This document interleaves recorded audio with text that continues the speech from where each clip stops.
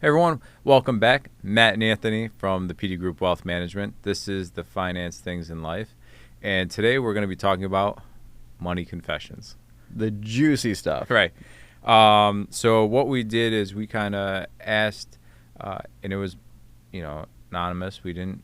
No, not asking for names. We're not going to be naming anybody, but Not going to blow up anyone's life right now. right. No, that's not what we're here for. But these money confessions are juicy and relatable. So that's what we're here for. So we thought it'd be good to kind of share them and maybe you can relate to them, or maybe it's eye-opening for you and everyone can kind of learn something. Yeah, maybe you don't feel so bad about your own money confessions after hearing some of these. Maybe, I don't know. Some, but and some aren't too bad. I mean, No, I think, no, they're not like we'll groundbreaking. We'll start slow. We'll start slow. All right. We'll start slow.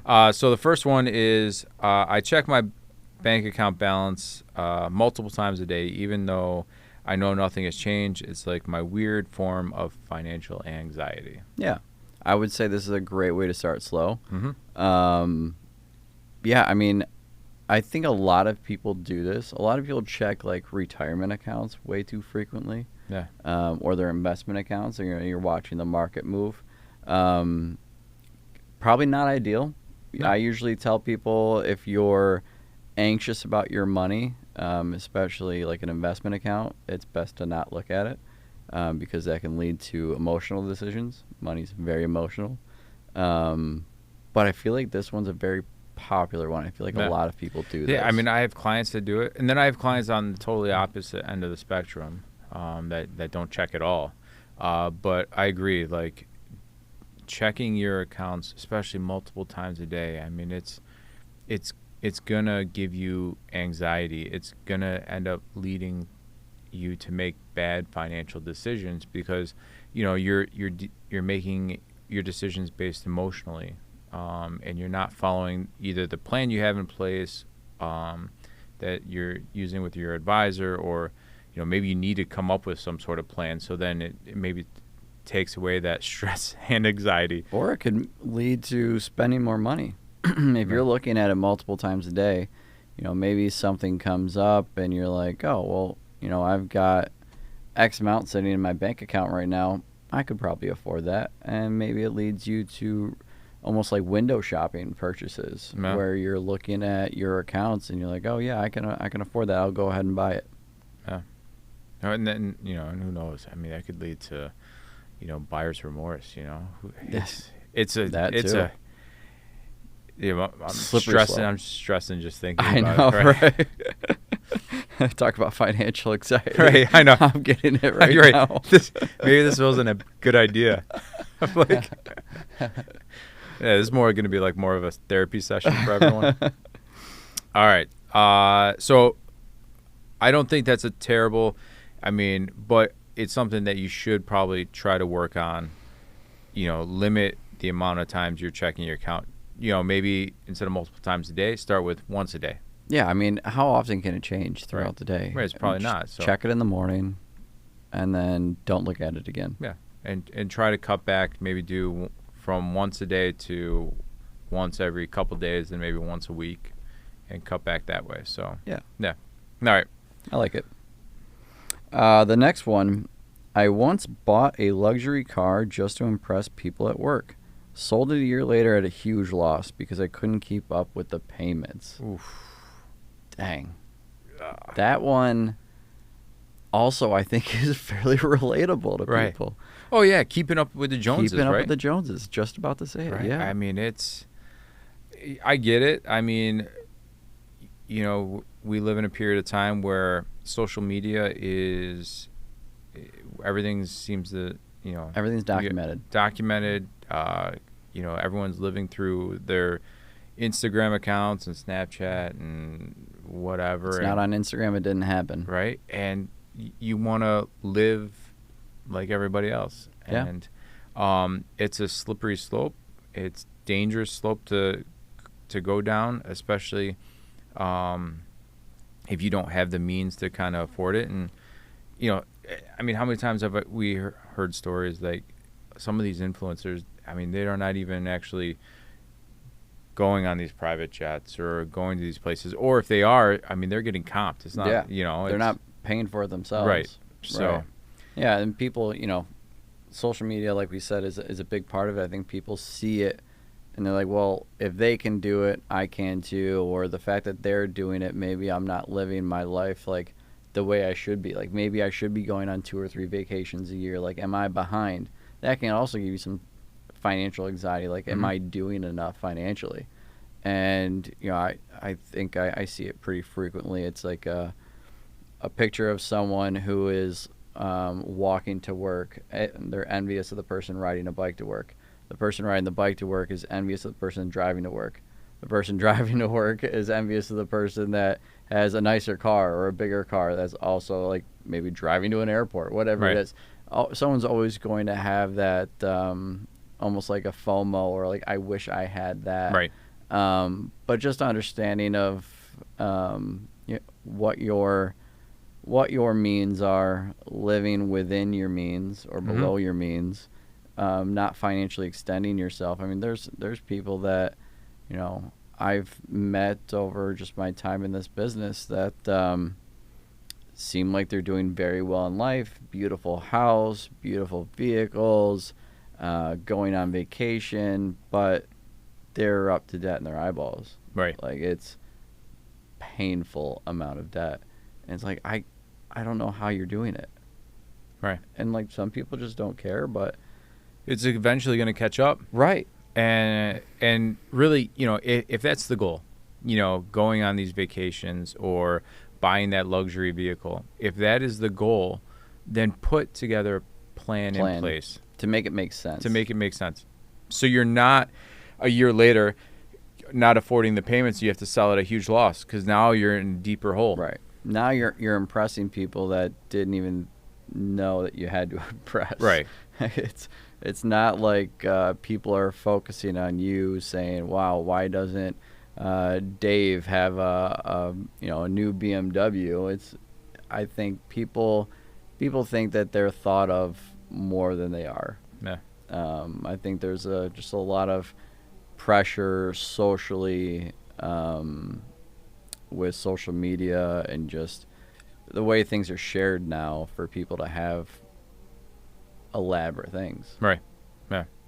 All right. So that was a good one. That was very timely, I would say. So here's the next one. I'm in my 40s and I still hide online shopping packages from my spouse. I wait until they're not home to bring them inside. That's wild. And like, yeah, I get it. I get it.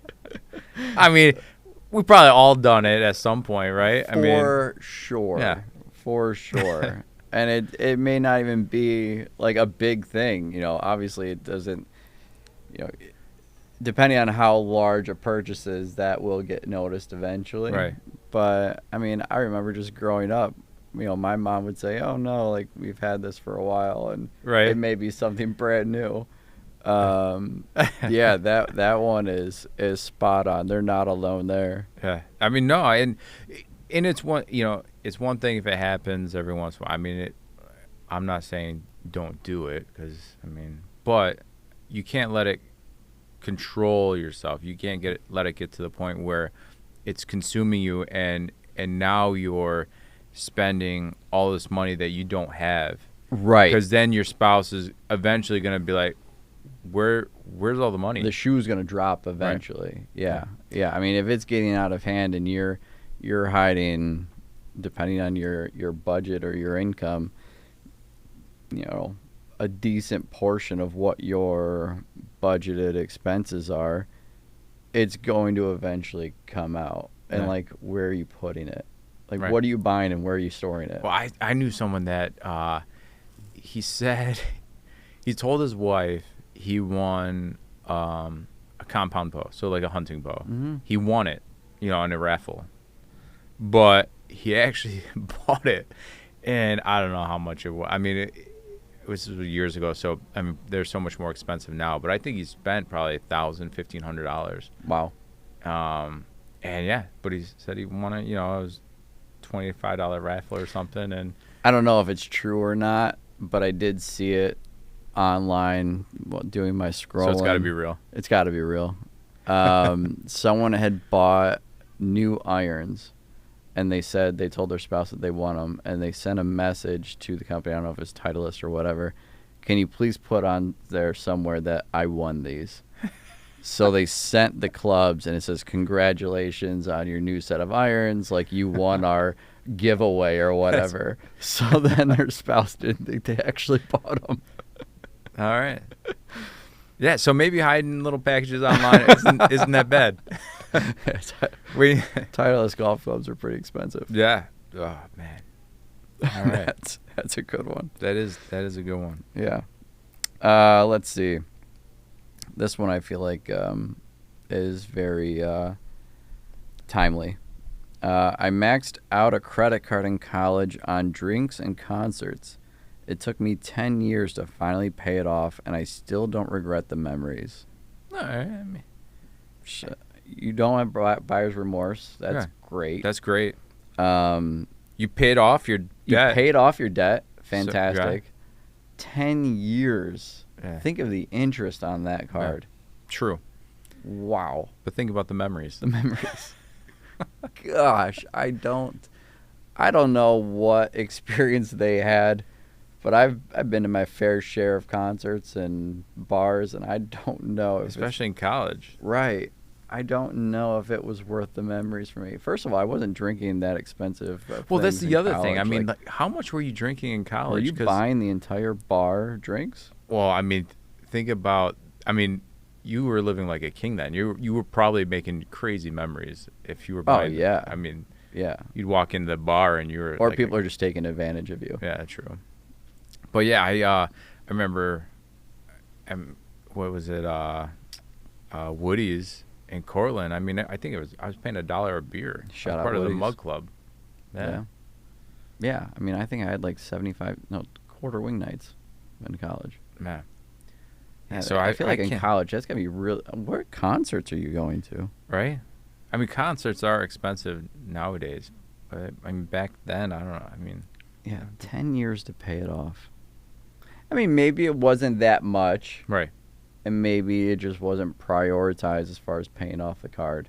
But still, that's a heavy amount of interest. I'm glad you had a great time, but wow, Yeah. that is a heavy. I mean, interest rates are like what, 24% on credit cards? Yeah. Yeah.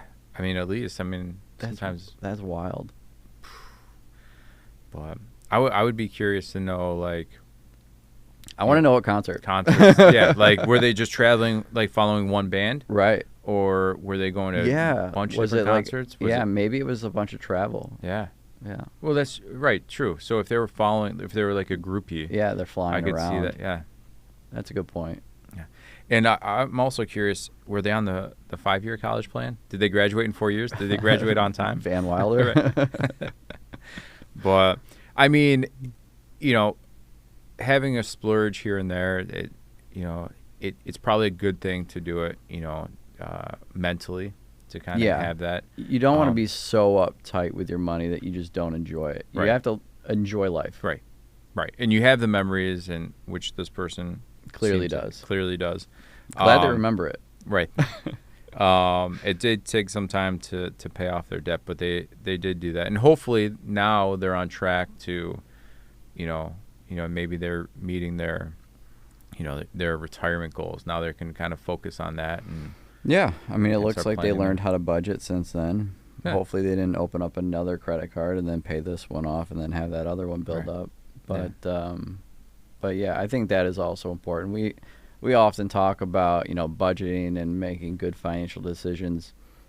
It's not all about just pinching every penny and making sure that you're saving as much money as humanly possible. You have to live eventually. Mhm. You have to spend money to go on a trip. You never know. That was a bad one. Cut that one. You never know when something could happen and you don't have the opportunity to travel. Right. So making sure that there's a good balance there. Yeah. Want to learn more about this one. All right, last one.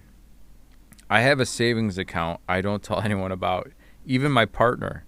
It makes me feel safe knowing it's there just for me. I mean, it's good that you have a savings account. It's good that you have money put away.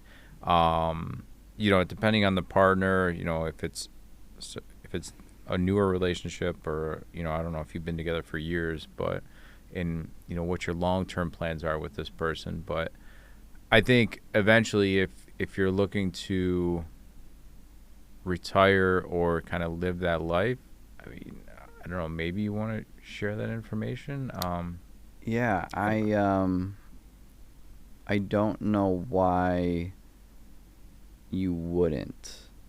Well, I mean, I guess it depends. I mean, if I was in a relationship with someone, and I had, we were sharing expenses and everything else, and maybe everything was good, but I had a separate investment account or savings account that was just there for emergencies or just for me. Yeah. I don't think it's necessarily a bad thing. No, I don't think that side is bad, but I think a vital piece about having a relationship that is successful is having a good financial conversation. Mm-hmm. So, what are our financial goals? What money do we have?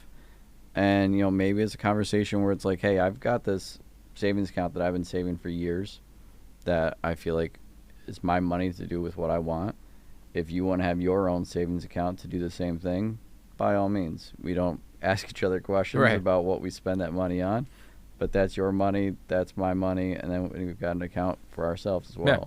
Well, yeah, and that's where, like I said in the beginning, I think depending on how new this relationship is, sure. I totally get it. But if you're thinking about long-term success with someone, having an understanding of the financials, because listen, if you're looking to you together a long time, or looking to kind of grow old with this person, and they're struggling, and meanwhile you're banking money on the side. Yeah, I mean, different. that might be a difficult conversation if it ever were to come out. Like, wait, I've been, busting my hump, and maybe they're even paying more of the bills or something. Mm-hmm.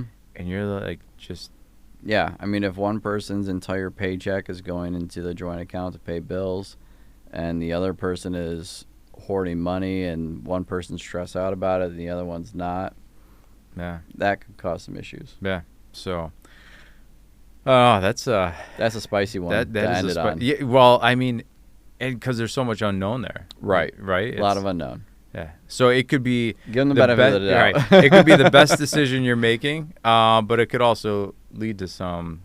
Yeah, I mean, maybe you're hiding the account because you don't think your partner is able to spend money wisely. Yeah. That's maybe that person, that your partner, is the one that had the 10 years of partying that took to pay off the drinking and concerts in college. Yeah. And now maybe they're the one that's buying packages and hiding them. Oh, jeez. It's all one person. It's all one person. My man, this would be, and they're checking their account every time, because they have all that money on the side. They're like, oh man, I know. No, they wouldn't have sold the car. They wouldn't have sold the car.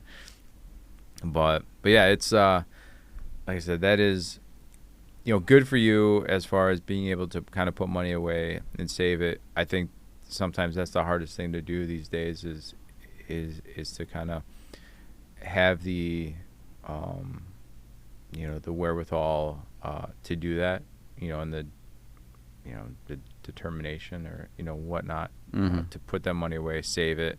But good luck with you in your relationship with your partner. Yeah, if anyone else has any money confessions they want to share. Yeah. This was fun. This was interesting. Yeah, I can't wait to see what else people kind of send us, because I'm sure now that they've heard they're going to be like, wow, well, actually, I did, yeah.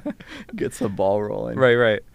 Like, I used to take money out of my parents' wallets, and, like, they had no idea. That's what we're looking for. we want the good stuff. Right.